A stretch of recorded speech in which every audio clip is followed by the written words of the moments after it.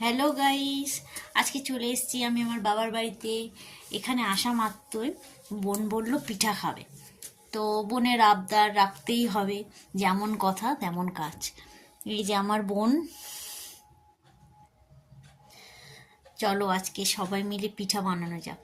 বোনকেও শেখানো হবে, আমার পিঠা বানানো হবে, পিঠা খাওয়াও হবে।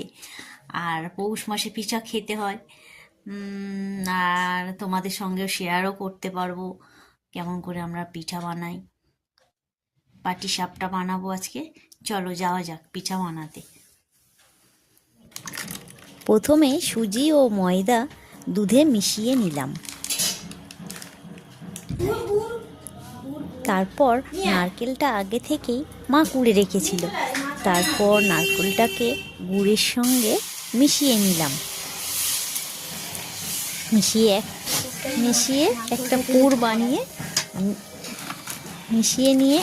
পুর বানিয়ে নেব, সেই জন্য গুড়ের সাথে তারপর নারকেল আর গুড় একসঙ্গে মিশিয়ে নিয়ে একটা ডো বানিয়ে নেব, যেটা পাটিসাপটার মধ্যে পুর হিসাবে দিতে আমাদের কাজে লাগবে। দেখো বন্ধুরা, জাস্ট ওয়াও লাগছে, কালারটা একেবারে খুব সুন্দর একটা কালার এসছে। এরপর তাওয়াটা গরম করে নেব। গরম করে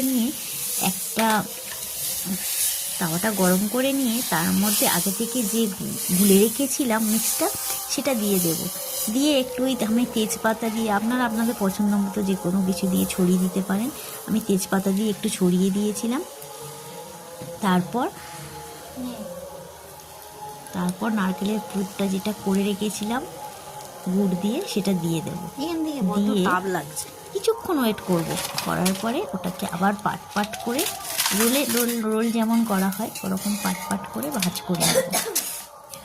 আয় বাবা, আমার খালি পায়ে আছে। এবারে রেডি আমাদের সুন্দর পৌষ পার্বণের পাটিসাপটা, বোনের পছন্দের পিঠে। এটা হয়ে গেল আমাদের রেডি পাটিসাপটা। এবারে আমরা খাবো, চলো খাওয়া যাক।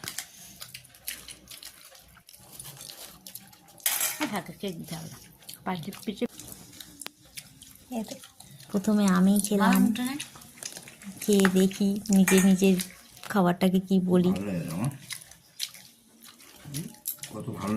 মনে তো হচ্ছে খুব ভালোই হয়েছে, নিজেকে বললাম। ছেলে তো মুখ ভেঙালো, বাবা খাচ্ছে ওদিকে, মা খাচ্ছে। মা বলছে আমার ভিডিও করো না, মা লজ্জা পায় ভিডিও করলে।